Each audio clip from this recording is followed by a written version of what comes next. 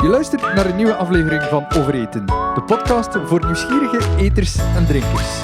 Mijn naam is Tijn de Schacht. Welkom bij een nieuwe aflevering van Over Eten. Het gebeurt soms dat wij in België heel trots zijn op wat wij hebben. Onze biercultuur, ons eten. We zijn een land van het Bourgondische leven. Maar toch is ons landje in het buitenland niet zo gekend. En dan is het altijd speciaal dat iemand van buitenaf naar binnen kijkt en ons even een spiegel ophoudt hoe fantastisch onze cultuur eigenlijk is op vlak van eten en drinken. Ik heb een gast bij mij die dat eigenlijk is beginnen samenvatten een beetje als hobby, maar die ondertussen de Belgian Smaak probeert te definiëren door middel van artikels die hij schrijft op zijn blog, maar ook voor onder andere de Brussels Times, National Geographic en nog een aantal andere magazines schrijft. En hij heeft een award-winning podcast die ook Belgian Smaak heet. Breandán Kearney, de editor-in-chief, of hoe je het ook mag zeggen, die is bij mij te gast. And as I said in the introduction, Breandan, you're trying to hold up a mirror to our little country of how fantastic the things are, in a way, while at the same time you're also showing the world much more of what we have. Is that a very good mini description of what you're trying to do with Belgian Smaak? Well, hello, first of all, and thanks for having me on. And I will apologise for speaking in English on this Flemish podcast, so het spijt me. Ik heb een beetje Nederlands, maar het is, ik denk, gemakkelijker voor jij en voor de luisteraars als ik in het Engels praat. Dus thanks. I'm embarrassed that I can't engage with you fully now that I live here in Belgium. But I love the fact that there's like these tiny sound bits of West Vlaams coming through. The heat betatten, yeah. So I guess that's probably that's a very generous introduction to what Belgian Smaak is. So thank you very much. I do think that is the case, that we are trying to examine it. But I think it started from a much more, I guess, selfish place where I kind of I was a newcomer in Belgium, and I didn't know very much about the country. And I guess the initial impression I had was when I would go out, about the food and drink, that this was something that was quite different to where I was from.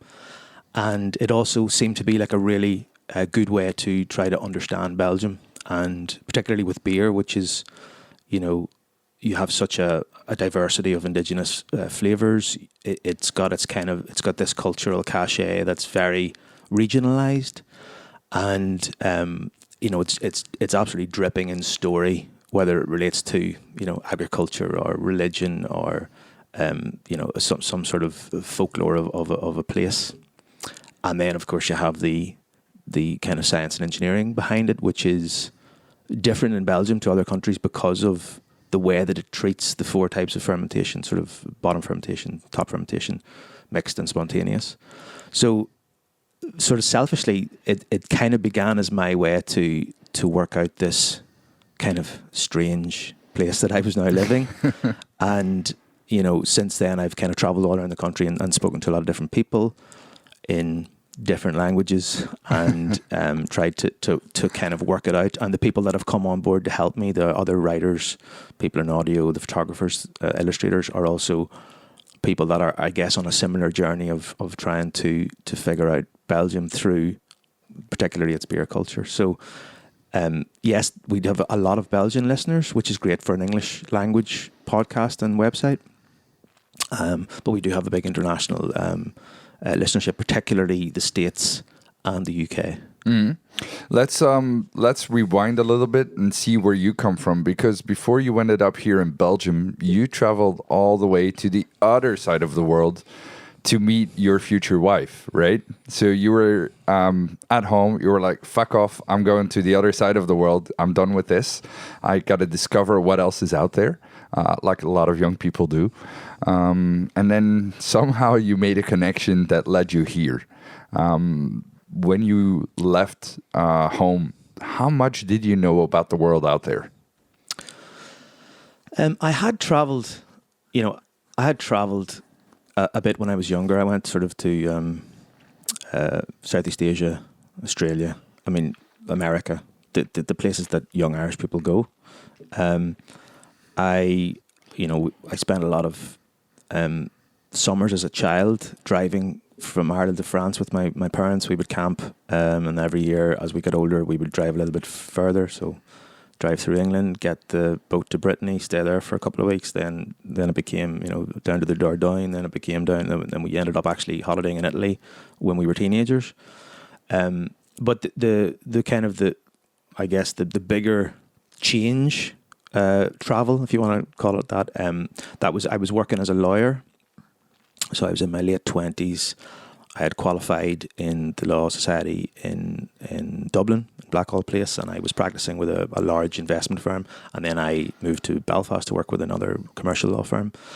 And I kind of had been doing it for a few years, and I didn't see that this was where I was going to be going. So, it's a similar story to a lot of people that end up in a career that maybe want to have a career change. And I felt that I should try to make a clean break and just have a totally different experience. So I think I finished, at the end of December in 2009, and on the 2nd of January 2010, I was on a plane to Accra in Ghana, and I went up to the Akwapim Hills, which is like a rural part of Ghana, and I volunteered there with a sort of building schools on a project for 3 or 4 months. And from there I went to Malaysian Borneo, where I worked in an orangutan sanctuary, and then from there I flew to, after a few months I flew to South America, and I was volunteering in that's pretty a pretty big world trip. Yeah, it was fantastic. It was a real eye-opener, and so many amazing experiences. Just how amazing is it to work with orangutans? Yeah, that was great. That's basically... so Sepalak is a pretty well-known orangutan sanctuary, and they have like a rehabilitation centre there. It's really, you're in the jungle. There's a lot of research. They also have a lot of visitors, and we were basically helping out, walking into the jungle every day to bring food to the kind of the semi-wild, so those that perhaps have been born not in the wild and maybe weren't able to survive in that environment. Are you trying to rewild the animals there? Well, some of them just can't be rewilded because they're so, it's just not going to be possible to put them back into the jungle. Like the ones that have been kept as a domestic animal for like super long. Exactly, yeah. And there's a lot of there's some that are born in captivity that are looked after and then kind of semi-wilded so that they have that sort of half experience.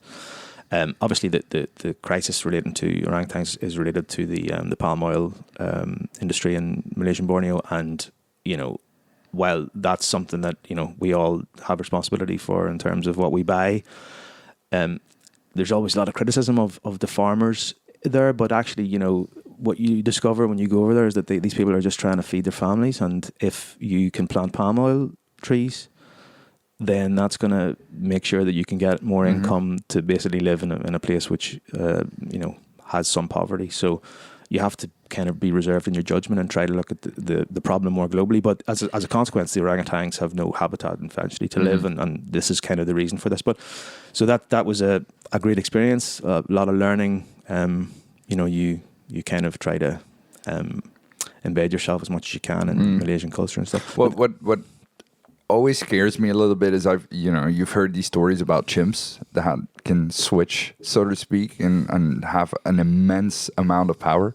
Orangutans look a lot bigger. They kind of intimidate me. So was that a concern? Well, I mean, we are obviously very guided by the expert rangers and the nurses who are there in sort of so I mean, we are just assisting in a way we can do it. I mean, there's a lot of fun, cute stuff, but like, you're giving, baths to baby orangutans, and you have sort of active play where you're getting them to solve problems with small toys and stuff. But then there's that walks out into the jungle and you come back in leashes, and there you kind of are more observing than trying to be involved with them. I mean, there's levels to it, definitely. Yeah, and I mean, there is a tension in what we're doing because, effectively we shouldn't be, humans shouldn't be in contact with orangutans. So you have to understand that this is not something that's there to reward you. It's there. It's you're there because you're trying to support the team of people that are experienced in doing this. So so that was a great experience. And then I went to South America and I volunteered in there was a massive earthquake in the city of Pisco. Mm-hmm. And basically the whole city was a large part of the city was destroyed. So there was a big group there called Pisco Sin Fronteras, which was a volunteer organization to help rebuild or support some of the houses and the families that were in Pisco. And I'd say maybe when I got there was like 120 volunteers, and there was 2 Belgians. There was a lot more Irish that managed to get there for some reason, and so that's when I met. Getting away from home to arrive in a home style group. No, but it was very representative actually. There was people from all over Europe, people from the United States, from other parts of South America. So that's where I met my now wife, and we both kind of went our separate ways after that, but stayed in touch. And then when I got home eventually, the Ryanair flights between Brussels and Dublin, started. Conveniently. Yeah, and then, you have to make a decision. Yeah. So that worked out, and then you ended up here. New country, very different culture. To me, within Europe, the culture shock is small, but there still is one if you definitely move. How much did it affect you? Were you a little bit lost when it came to food and drink? I think I was just a little bit lost in general. I mean, with the other travel, I had seen a lot of places, and I had always tried to be respectful. But I think there's a difference when you travel knowing you're coming home than when you travel and you know that this might be somewhere that you're staying for a longer period, and then you kind of make all sorts of different calculations in your head. So it was definitely a challenge at the start, and I mean it still remains a challenge if I'm being totally honest. And especially if you live in a place like West-Vlaanderen, where accent is very heavy. I lived, for most of the time I've been in Belgium, I lived in Ghent. But then kind of just pre-pandemic, I moved then to Streek van Kortrijk. So yeah, it's an ongoing challenge, but I guess that's why I'm kind of propelled into this investigatory kind of sort of project of Belgian Smaak, trying to work out what the hell this place is about through its food and beer. Because that's you're hitting on something that I find so fascinating, because you can really define cultures by what they eat, what they drink, what's grown there is what's shown on the plate. And at the same time, when people talk about culture, it's always about culture with a big capital letter C, the arts, music, poetry. But culture is created by people that eat, breathe, and live it every day. And food and drink is one of those things. We do it at least 3 times a day. We do it to connect with others. I mean, we go out to see others with food and drink involved, bars, restaurants.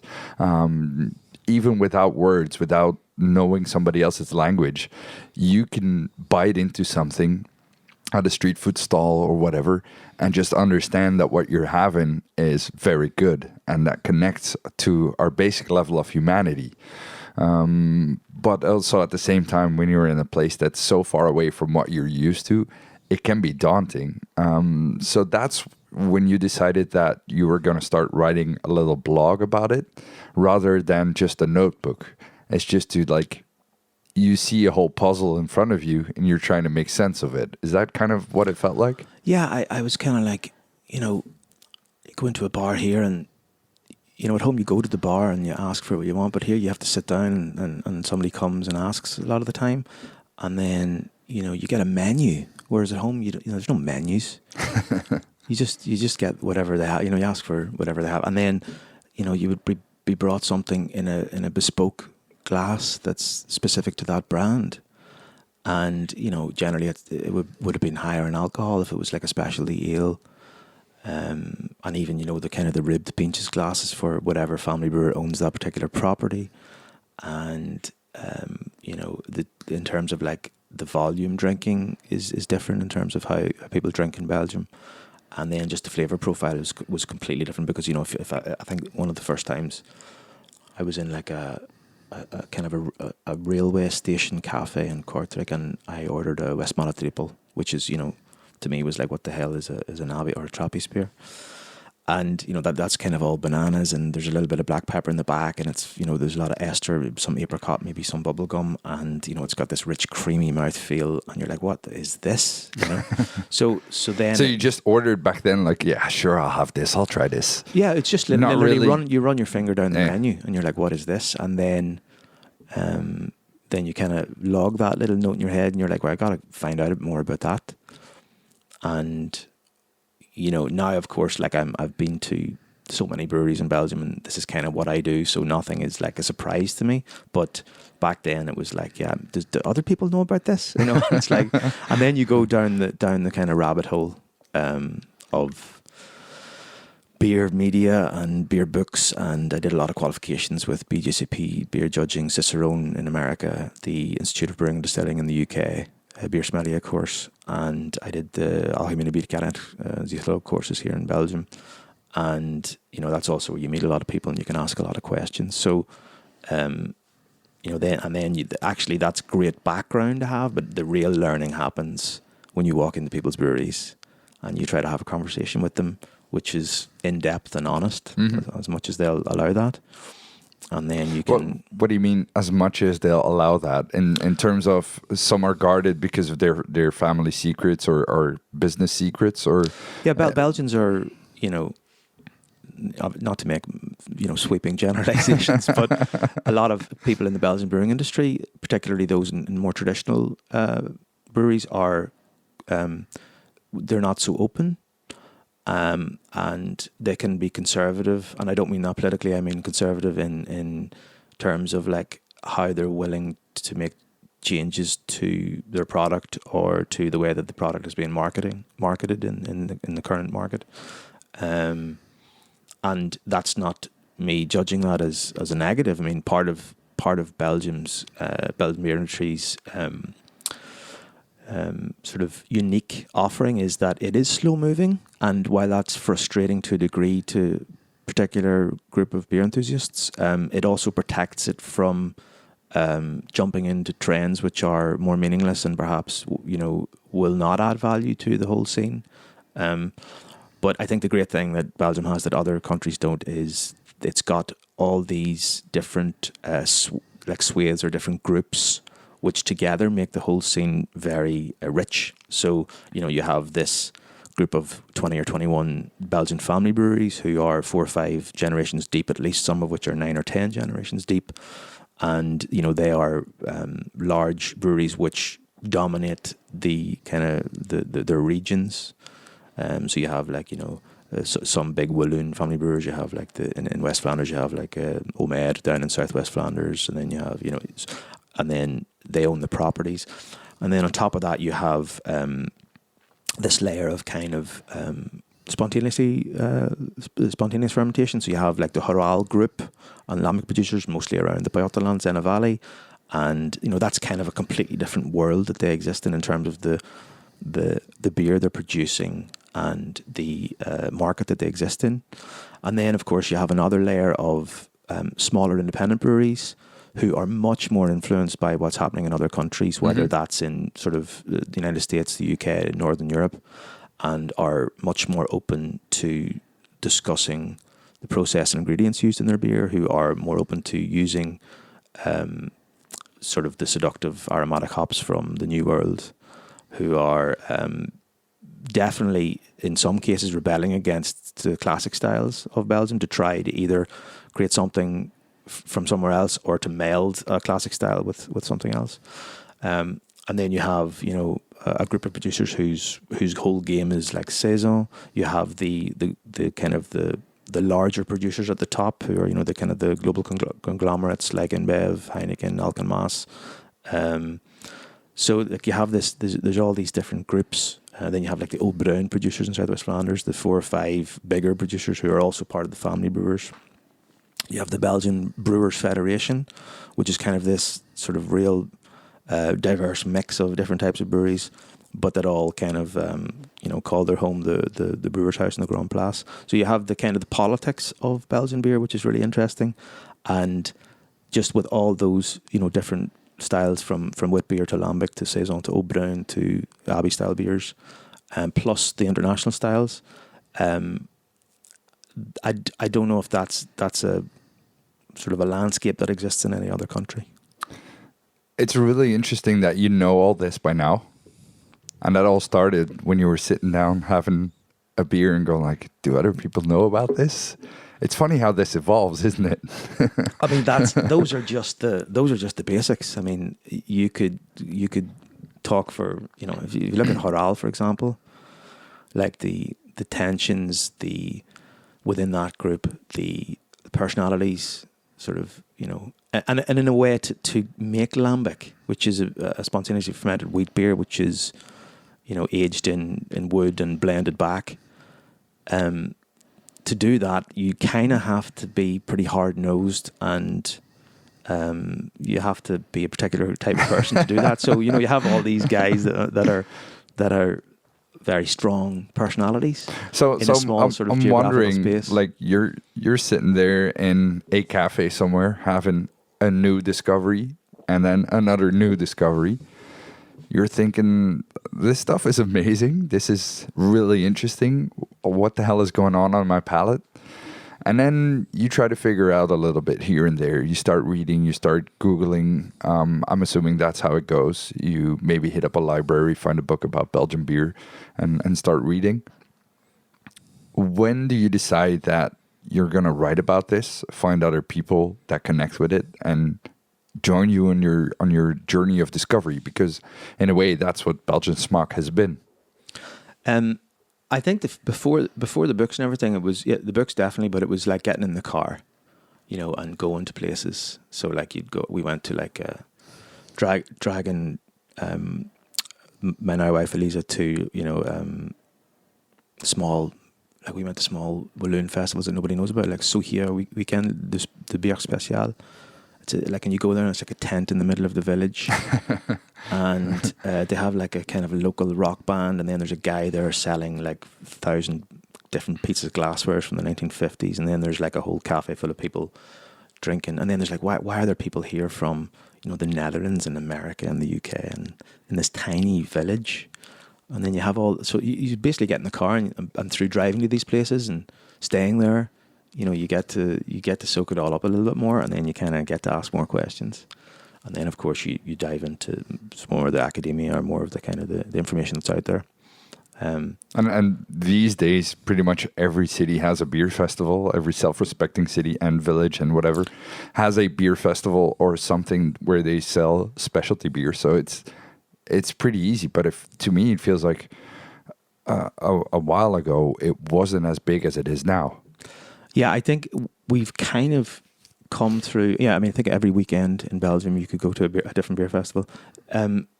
We've kind of come through a period, though, I think, let's go from, 2011 until like 2019 pandemic, especially 2014-15, where there was a massive growth in the number of breweries and the number of contracting bodies. So you had like... and that wasn't just a trend in Belgium, that was a trend worldwide where there was this kind of huge interest in beer. And I think, there's been a massive growth. So producers, consumers, I think, are more aware. And that's changing a little bit now. And you're seeing that both in the kind of difficult commercial landscape that some breweries are facing, as well as like the way that maybe people are drinking differently post-pandemic. There's less people going to cafes now. I think people are drinking a little bit more at home. People are also seem to be going back to brands that they know and like more than they were maybe before. And there's obviously a big trend towards low and no alcohol now, which comes from a more health-conscious younger generation. And all those things will change the Belgian beer industry, but I think the infrastructure of it and the richness of it, I think, will mean that it will change, but it will definitely survive. Those beer festivals, you start talking to people, you start going to places, you soak a lot of it in. And then one day you probably decide, like, why don't we go visit a brewery? Do you remember that first visit you did here in Belgium? Oh, what was the first visit? I think... And it doesn't necessarily have to be what brewery it was, but more like, how did you feel about it? Were you like, all right, cool? Or really did it trigger you in a different way? It was interesting for me to sort of see, because there's a lot of romance, and there's a lot of can I curse on this? Yes. There's a lot of marketing bullshit that goes on in Belgian beer, as there does in French wine, and that's everything that gets sold will have some marketing bullshit involved. So it's really interesting to go behind the scenes and like actually understand the reality of how things are produced. And sometimes for me, that's more romantic than the stories that are concocted. So that's the way I would see it, is like, why aren't you telling this story? Because it's actually, this thing that you've been through, or this difficulty, is actually more inspiring to people, and that says more about who you are, what you're doing, and the product you're trying to create. But so going there, but that was kind of, I learned that you have to actually get in the car and go to these places to really understand, because there's so much mythology that's just replicated non-stop in cafes, and to go in and actually see things and get from the horse's mouth is the only way that you can find out sort of a more factual based version of the truth. So that was kind of when I started reporting, and what happened was I got involved with a few big magazines. So when I kind of had a pretty basic blog, and then I got contacted by a guy called Paul Walsh from Belgian Beer and Food magazine, which is like this 64-page glossy magazine about Belgian beer and food culture, which kind of looks more like a traditional wine magazine. Mm-hmm. And it was very focused on going to places, doing reporting. It was narrative driven, beautiful photography, and I kind of learned a lot working for those guys for a few years. I also got picked up by a large beer publication in the United States called Good Beer Hunting, which is probably one of the biggest sort of sites about beer in the world. They have now a pretty diverse site with lots of different types of stories, lots of contributors from around the world, and they also have a podcast. And I also learned a lot working with editors there. I was exposed especially to long-form sort of American magazine journalism, which is very narrative-driven, which inspired a lot of the writing I did here and in the podcast as well. And then, things kind of spiraled. You kind of have shape a vision of how you want Belgian Smaak to look and feel, and what stories you want to cover. And that's kind of the short story of it. And obviously, the more you learn, the more you want to dig in as well. It's a feeling for me as well. But what is amazing though is like the inspiration you can give others. I was here with Bert Boerhaave, which is a hop farmer from Poperingen, and the idea to have an episode dedicated to that was from an article on Belgian Smaak, where I was like, of course, hops. Why is nobody talking about hops? How like it's such an important ingredient to beer, but we don't really discuss it when we're talking about beer. Let's figure out how it's made. So I invited Bert onto the podcast. I think it's great that something that started as just a blog going into different articles on different magazines internationally, then adding onto a podcast can spiral into inspiring others. When did you have the feeling that it really started to pick up? Was it when they started contacting you for these magazines, or because to me it feels like your own thing, Belgian Smaak, and writing for others is not the same. It's not equal. No, you have to kind of learn definitely in a different style, and I can be a little bit more, I guess, selfish with Belgian Smaak in terms of like trying to mold my vision of it. When did it take off? I'm not sure. I guess there was definitely a switch where I was doing more with Belgian Smaak around pandemic time. So I wasn't able to travel so much, but I could kind of get my head more organized and try to develop more stories, because a lot of the stories we're working on are 6 months in the making. Sometimes they're over a year. We published a story recently about the Belgian coast, and the premise of that was we sent a writer called Owen Walsh, who is an Irish guy based in Brussels, to explore food and drink on the coast, and he wasn't particularly fond of the coast before he went, and kind of the arc of the story was him actually speaking to people that produced food or worked in restaurants or in breweries, and kind of really trying to showcase sort of what the coast is about. But of course, there was another premise, which was he was only allowed to get around on the Kustram. Yeah, I saw that. The tagline was along the longest tram line in the world, which it is, Yes. by the way. Yeah. And it's, it's not glamorous, and, the kind of the grey, beige kind of, the weather here, it's like, what's to love about the Belgian coast, and even for a lot of Belgians, I mean, you're here in Ostende. I'm a proud inhabitant of this city. My grandparents came from here. I love this place. I've traveled around the world. I've left this place and I've come back.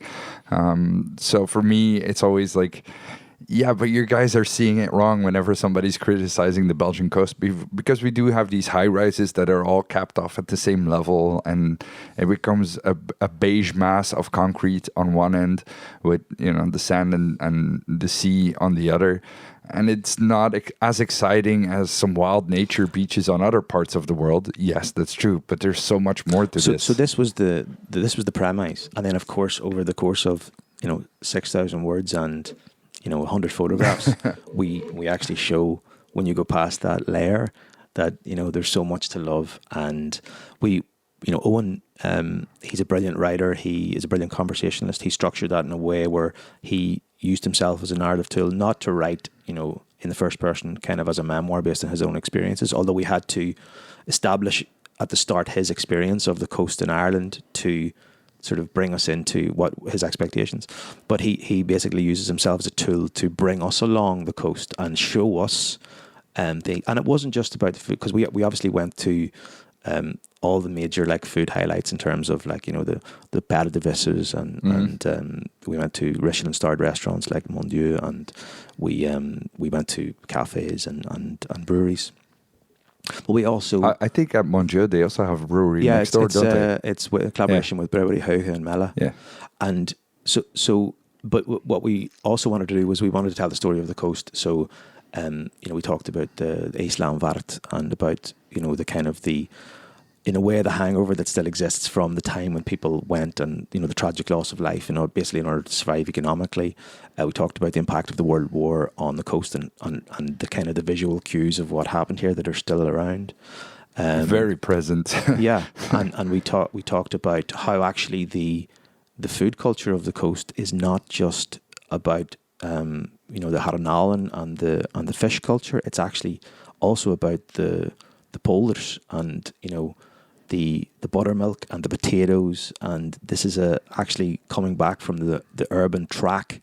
You have this kind of more rural part which totally feeds into the food and drink of the coast, and it's a spiraling story, and we use the tram stops to structure it.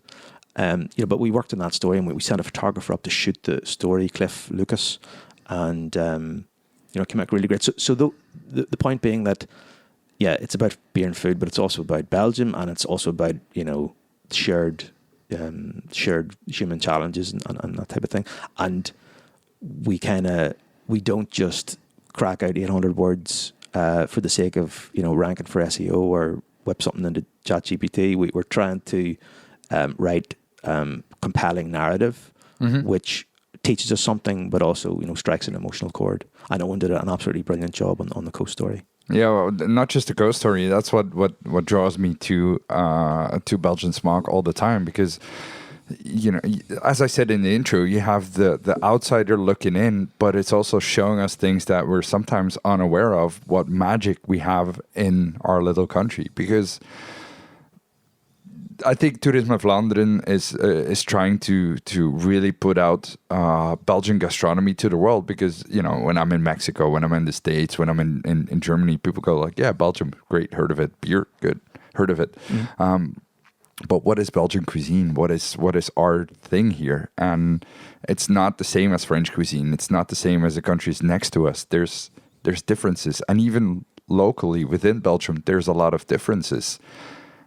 But we've not been able to communicate that properly. So it's very nice to see that that is happening with both the Belgian Smaak podcast and the articles, because you cannot see them separately. You have people that think it's one thing, but it's like it's becoming a media publication, media house in all its different forms, centered around the question of what the Belgian Smaak is, isn't it? Yeah, I mean, obviously, beer is, it's surprising sometimes, because I'm so in the world of how. And this isn't meant as a criticism, because, of course, everyone has busy lives and they have their own experiences. But a lot of people that maybe drink Duvel think that that's the specialty ale, and they're potentially less open to other things, or don't know about other types of breweries. Let's give some kudos to the marketing team at the Duvel Moordgat for creating that. Oh yeah, I mean it's an incredible brand. We actually did a story 2 years ago on Duvel about basically the kind of the huge business success it's been, and it's kind of very interesting and controversial history. So it's a really fascinating brewery, and I mean a product that has had massive success, but But also the same applies to food, because there are so many Belgians who also just take for granted the kind of the romantic sort of things that people say all the time about food. So we did big stories on mottetaarten, for example, which is like the Gerasbergen mottetaart. It's like they're so proud of it, and it's like when you go for a cycle and you go to to do all the stuff around there for the ronde and up the muur, you're going to grab a mottetaart. But actually, if you look at the basis of it, which is the curd that you need to be produced within Gerasbergen and Leiden in particular geographic scope, the farmers are all dying out because they're so old and there's no succession. So the number of farmers who can produce the curd, which is legally allowed to be called Gerasbergen mottetaart, is reducing every year, to the point where there's like an existential crisis about whether you can have Gerasbergen mottetaart or whether you just have mottetaart Belgian. And of course, then in the way that mottetaart is actually made, the curd is such a massive part of that. And with mayonnaise, kind of, everyone has mayonnaise with their frietjes, but the legal infrastructure of mayonnaise in terms of like how Belgium had a different definition, which prevented Belgian producers from lowering the standard to compete against international mayonnaises coming in, which were of a lower oil content and a lower egg yolk content. There was a problem there for the Belgian mayonnaise producers, and of course, any change to the law would then impact on the sort of the quality of Belgian mayonnaise. So that was also like a really interesting story that I think a lot of Belgians maybe aren't aware of. And I'm just constantly trying to get on the phone to people. I'm trying to go and visit these places. I'm trying to, speak to chefs, speak to the farmers, and then you actually get much more of a round story about what's going on. And the whole thing is that there has to be some sort of element of conflict or tension that you can drive the narrative towards to make it a compelling story about something meaningful. So, this is why, and there's plenty of that in beer for sure. But you just showed a couple of examples. It's not just beer. There's plenty of these stories in food and drink in this little country. Yeah, and I'm just selecting iconic Belgian stuff, because that's the thing that I want to understand first. There are, so many other types of food in Belgium, and, so many international influences, and you've had a lot of fantastic people on your podcast, but, I want to start with all the iconic stuff first, But isn't that also like, you're just peeling it off layer by layer, and the more you discover, the more you see like, oh, there's also this. Yeah, it's there's like, also this. Like, for example, when you have your first lambic, you go like, all right, this is spontaneous fermentation. Okay, this is interesting. But then you figure out that lambic is not just like brewed and done. You have to, to make a lambic, you have to, I don't even know how to translate it, but lambic steken is a thing where they have to go and blend. Blending. Yeah, exactly, where they have to go and blend. Even within Belgium, a lot of people are unaware of that, but then there's the subtleties of the blending, because you cannot just do it this way and have an eau de lambic or something else. There's rules to this game, and the more rules that you know, the more you learn, the more interesting it becomes. Yeah, I mean, and there are blenders in Belgium, so people who don't actually brew lambic, and their whole business is predicated on buying the inoculated wort of other lambic breweries. So then they basically they're a blending facility or a stickery, as you call it. So. Yeah, I mean, I think the first time I tasted lambic, I had heard about it, and I was kind of a little bit confused. And this is when I was very naive, and I don't think I particularly liked it the first time I tried it. I think it was a very malsa lambic. I think it was like a bone eau de Gueuze or something like that. And I just thought, what's wrong with this?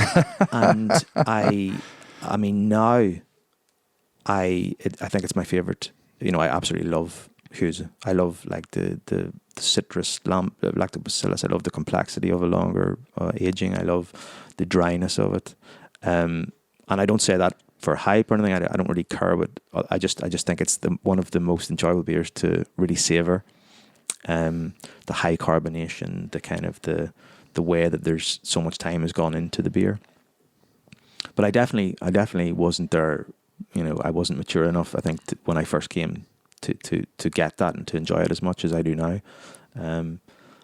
So it's like there's whole worlds. When it comes to flavor, though, I always there's this theory I have in my head, and I always explain it like coat hangers. You have all your clothes, and you just have one coat hanger, and then you go like, well, that's a bit much.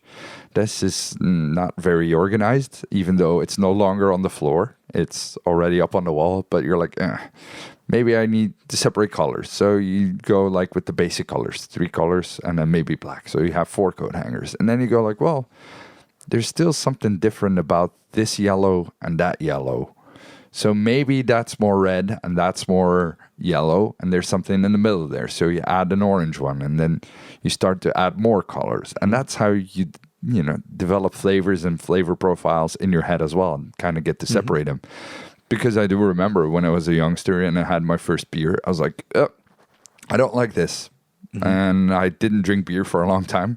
And then after that, I had another beer. I was like, well, this is a lot. And I think it was a dark beer, and they have a lot more going on than a Pilsner style beer. So when people tell you have to learn to drink it, it's not wrong. And it sounds off-putting, but you really have to figure out what's going on, because there's so much happening in your mouth that you cannot just play straight away if you don't develop that kind of palate. Yeah, and I think also, you hopefully people change and grow throughout their lives, and what you like to eat when you're 22 is not what you like to eat when you're 32, and perhaps not what you like to eat when you're 42, or you might come back to something, or you might find out about something. So, the worst thing that people can do is like judge other people on what they're eating and drinking. And there is some of that in the beer community where it's like, well, you shouldn't be drinking that because that's shit, or you should really be trying this. It's like, no, just let people drink what they want to drink. Let them discover things on their own time. I had it a while ago where some people were super enamored by stouts and chocolate porters and all that stuff, but I don't like it because I don't like the coffee flavor of it. Yeah, and I mean, there's movements in beer, like like they call it the pastry beers, which is like it's basically like a cake inside of a beer, and or people are adding adjuncts or ingredients which are very untraditional.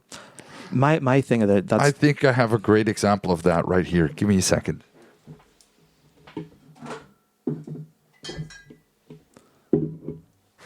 Yeah, chili. Yeah, chili is actually one that's more common than you think. Yeah, but it's an example of what those kind of ingredients. It's not very traditional to put chilies in beer, is it? Yeah. My kind of view on that is like that everyone should be allowed to do what they want to do, and I think experimentation and it's important, and you shouldn't look down your nose on it. But you also have to understand what it is. And I personally like simple beers that generally I drink beers that are drier, that are using 4 main ingredients of water, hops, malt, and yeast. I'm not that big into spices and things like that, but I mean, in certain styles they're appropriate and they add a lot to the beer. So you just try to come with as little judgment as you can, and and try not to judge others. I think talking about crazy ingredients, the craziest I've had was whalebone. Was which? Whale. Yeah. There was an Icelandic brewery that did it was called Valur, which is Icelandic for whale, and that was the beer. There was some whale in there. Yeah. See, immediately my head would go to, right, if I was reporting a story, the major dramatic question, central dramatic question, or the kind of the nut or the tension that I'd be driving towards is this something which tells us about who they are as people, the village that they come from, the culture that they come from, or is this an outrageous gimmick that they're using to, raise the profile of their beer and sell more, right? And the answer might lie somewhere in between, or it might lie on one side or the other. But the only way that I'm going to figure that out and bring some understanding of why they've done that and what that product is by going and talking to everyone that's around that product, people that have negative things to say about it, people that have positive things, the people that have produced it, maybe the people in the village that don't know that much about it but have a vibe as to how it fits in. I would probably look into whaling and speak to like somebody in the whaling community. I would speak to an environmentalist about the impact of whaling on the species, and then only then can you pull together scenes and a plot line which drives towards that major tension, which is gimmick or a cultural reflection of what this beer is. Now that's just, you've said that to me and I don't know anything about that beer, but this is kind of where I would go on a story and try to report it out so that then we can build the scenes in a way which pulls people along with us. But this is a great example of explaining how you think, because I just said, this whale beer, but you can just put any other product in there. But the way your mind works, the way it ticks inside that brain of yours is going to be similar. Whether it is for mayonnaise or whether it is for food along a coastline. Yeah. But obviously, you started this project on your own. You were sitting in your computer room, typing away in the beginning. Now you're sending people out to take amazing photographs. You have people writing fantastic stories. You meet all these people along the way. How do you get them involved with what you're doing? Were they just connections that were like, oh, we'd love to do something with you? Or were you like, I would like to do something with you? Or is it somewhere in the middle? Bit of both. I'm looking for a very particular profile. So I want someone who can write narratively. And that means understanding, a hook and a nut and an inciting incident and an Act 1 lock-in and a midpoint crisis and a fun and game section and a resolution of a story and a kicker to a story. I'm looking for people that are also looking at the bigger picture rather than just the fermentation profile and the grams per liter CO2 carbonation level and the mash. We do the technical stuff because we have a big you have to have in brewers. You have to have the technical stuff. But like for example, if you write about hops, and we're going to go deep on varieties and the kind of the essential oils, and we're going to go deep on like the flavor profiles of different and aroma profiles of different hops, and we'll talk about how they're farmed, how they're picked, but tell me about the family that's done it and how they've got into doing this and what it means to them, as well, and what challenges they face to keep this thing going, because in the end of the day, we all in our lives have these challenges that we face, and you can empathize with someone a lot more, even if you don't like them. You can empathize with them if you see what they've been through and what they've done in the choices that they've made, and that's effectively what story is. It's communicating some message through a narrative of someone else. So, I mean, in terms of finding other contributors, we have a really good series on cafes, which, are effectively the beating heart of Belgian beer culture, and are also going through a difficult time themselves. If you want to say the breweries are the lungs, then the cafes are the heart. Not that long ago in the newspaper, it said that we lose 1 in 3 cafes every day. Yeah, and just the way that people drink is different, but I still think, for alcohol and for food and, for also for non-alcoholic drinks and as a kind of a part of the community, cafes are still very important. And so Cliff Lucas does a really good photographic series where we have a really tight story on each cafe, which talks about their importance. We have another series called Humans of Belgian Beer, which is a photography profile series on people either in or on the periphery of the beer world, which tells us about inspiring stories of people and what they've done with beautiful photography. And then we have themed long reads, narrative driven, on new arrivals, on regional places, on food, and we're working with some writers like Owen Walsh, who's based in Brussels.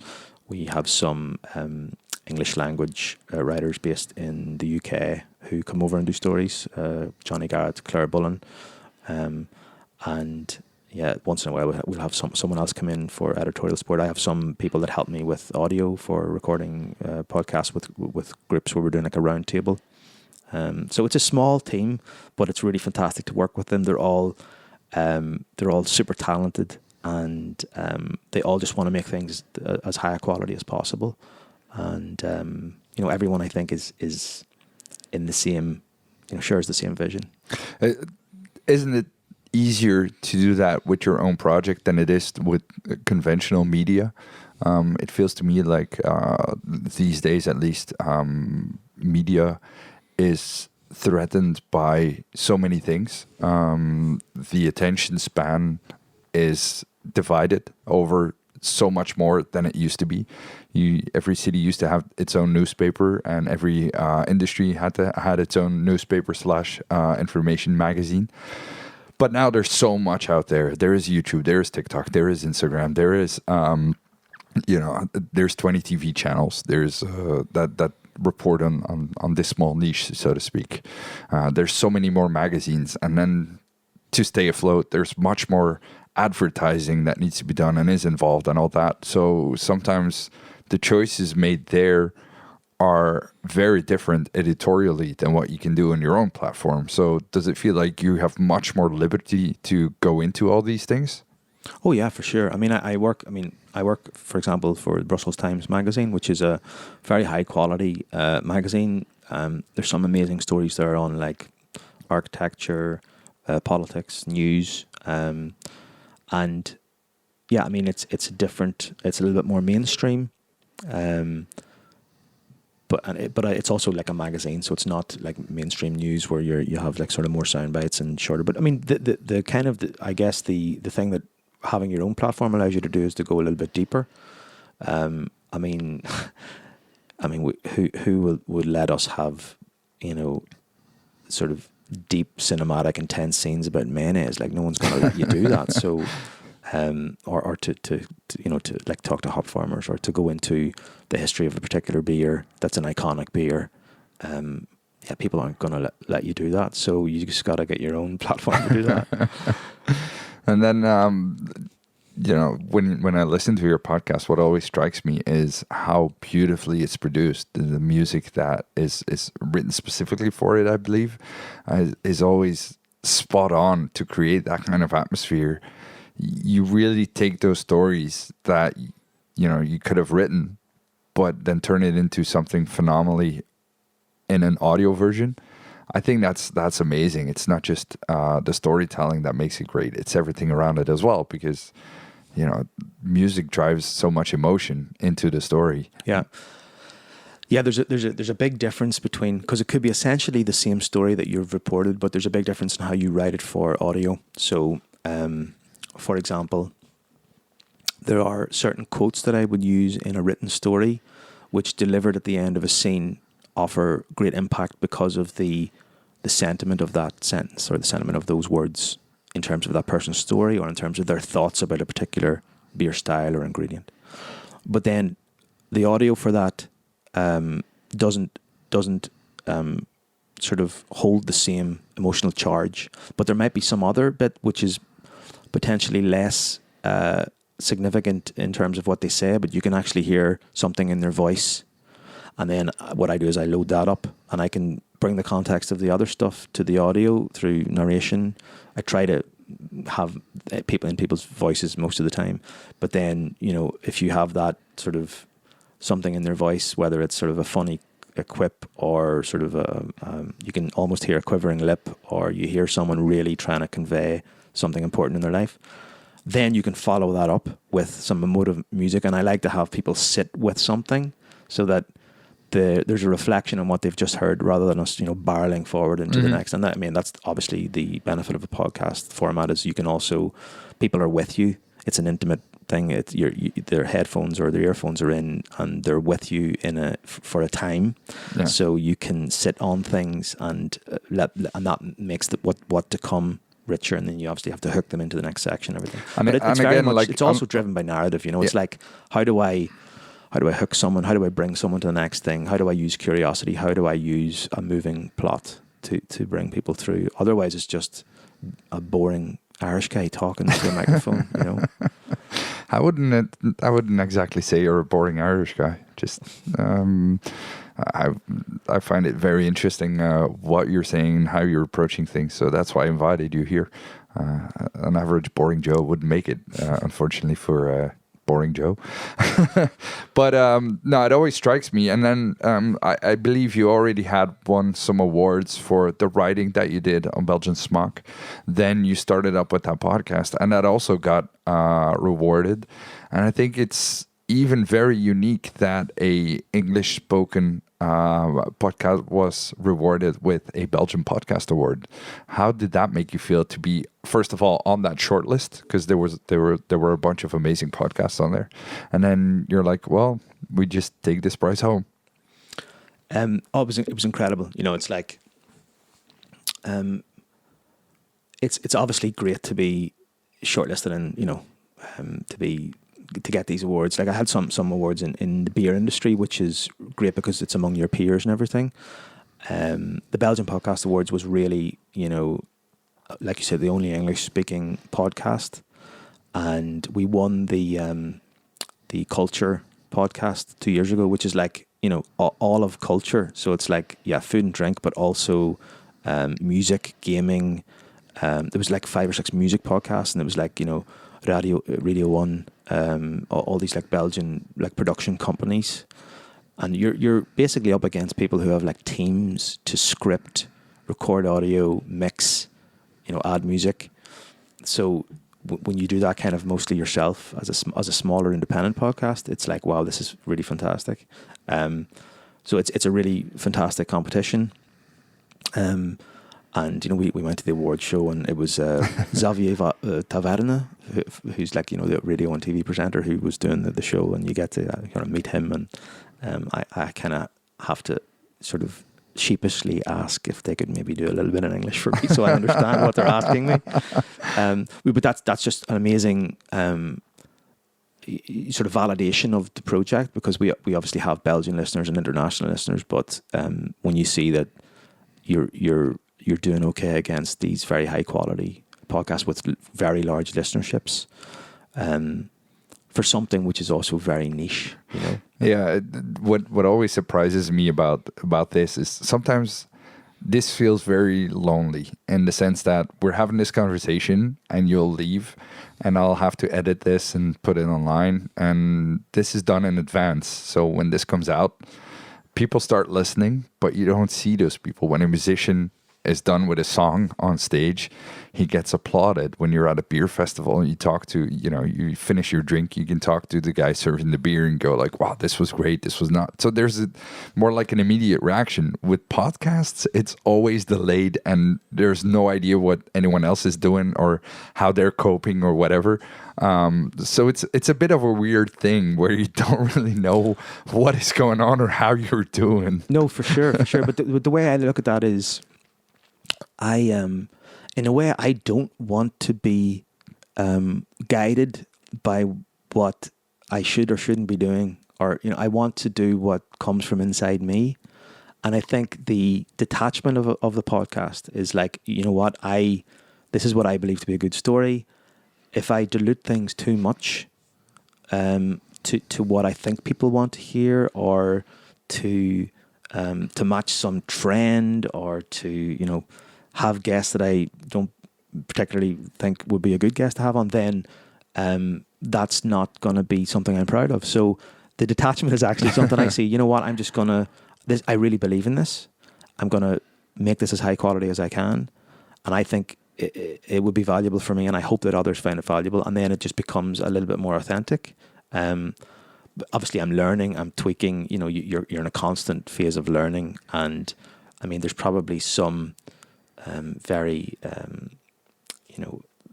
selfish things that happen in the podcast where I let music go for too long just because I love the beat, or I include an interview maybe that I should shorten, but I want people to hear the full. So if I was being more clinical, I probably would think like that. But I think for me it's good that I don't have to perform to an audience in front of me. I'm performing in a way to the story, which sounds so like cliche, but the story serves all. It's like if you serve the story, then people will get value out of it. So anything, is this interview, does this scene, does this reporting trip that we do, does it serve the story, or are you just going on an ego trip? And if it serves the story, it stays in, and if it's an ego trip, get rid of it. Yeah, but isn't that why they say writing is cutting, and you have to kill your darlings? But writing is rewriting. Yeah, yeah, and it also goes for making the audio version of it in a different way. Especially the way you make it. I mean, for me, it's easy. I press record and we have a great conversation, and that's it. But the way you make your podcast is really about the story, and it drives points home by creating an immersive world.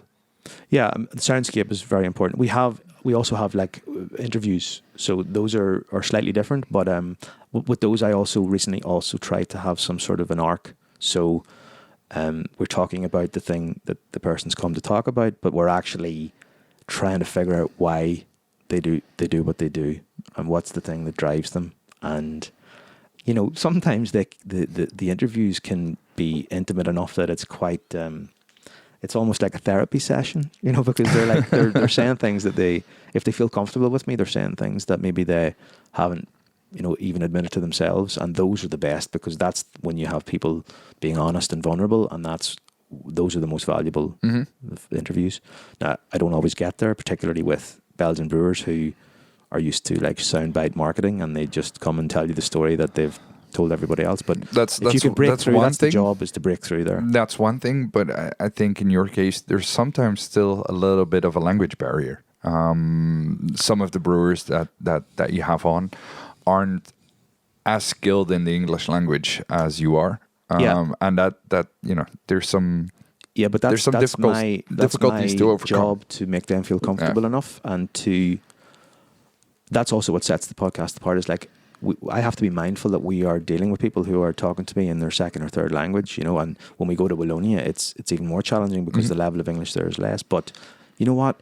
Sometimes you don't need the most articulate English to understand the emotion behind what somebody's saying, and that's up to me to filter that through editing, so that there's not a sort of a meandering search for English words from a French speaker, but that what they're actually saying is conveyed, in a way which we understand.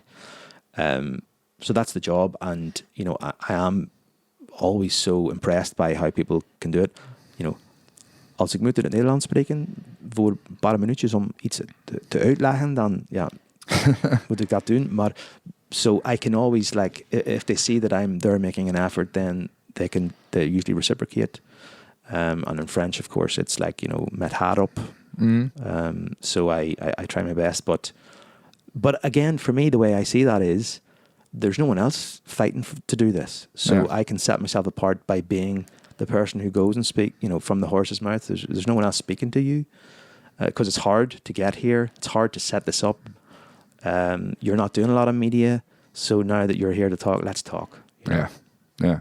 Then the third type of podcast that you do is also bring a bunch of people together and then have them have a conversation. One of my favorite ones was where you had a couple of older and younger brewers together to talk about beer, and it was for them probably very weird because you had 4 Belgian brewers talking in English about what they're doing, whereas in their day-to-day they would speak Dutch with each other. But it also had some great results in the sense that it was a very enlightening conversation, at least for me as the listener. Yeah, and again, the idea behind those is to bring people from completely different types of breweries or completely different worldviews. So, for example, one of the ones we did was a kind of a round table on Oud Bruin. Sometimes in BUCP in English they call it Flanders Red. Sometimes it's Southwest Flemish Red Brown. To me, it's Oud Bruin is the kind of overarching category of this mixed fermentation beer from Southwest Flanders and Oudenaarde. And basically, we took, someone from Liefmans, which is like an institution under the Dovel-Morkat family, someone from Verzet, which is like a smaller independent brewery in Anzegem, and someone from Rodenbach, which is like the mothership of the kind of the Oud Bruin style or Flanders Red style. And they all have kind of different worldviews on what it should be, how it represents the region. They're all sort of fighting for its survival, as a kind of very niche style with this odd sweet sour flavor profile. And there are lots of discussions on how it should be fermented, how you should be using wood, pasteurization, what it should be called, and what I try to do there is to bring people that I know have different worldviews, like Mark Hussens and Ludwig Gere, have very different visions of it. They have a lot of respect for each other, and then if you can get those people in a room together, we did the same with a couple of new producers of spontaneously fermented beer, Pierre Tilquin, Tom from Antidote, and Raf from Bocca. And again, we had some firecrackers, and that's what you want because there's nothing more boring than putting people in a room that all agree with each other. Yeah. And this is also why I enjoy interviewing, because when I talk to people and I ask them questions, I don't always agree with them, but I want to understand why they think what they think, and I never regret having spoken to someone, even if it's someone I disagree with. So those roundtables or those kind of 3 or 4 panel discussions, it's all about selection, like guest selection and representation, and making sure that certain voices are represented, and so that you can properly excavate an issue with as many sides as possible. So those are also fun. Yeah, I bet they look like fun, and I enjoy listening to those. I enjoy listening to all of the episodes, to be honest. I discovered it a couple of years ago, and it's very high on my recommended list when it comes to podcasts.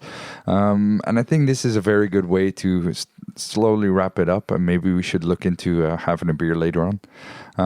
Breandan, thanks a lot for being here and having this conversation with me. I'm looking forward to more articles, more episodes of the podcast to figure out what drives our Belgian Smaak here in this little country, in this part of the world.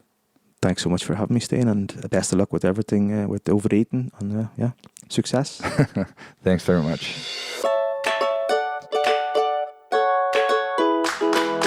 Bedankt om te luisteren naar Over Eten. Vond je het een leuke aflevering?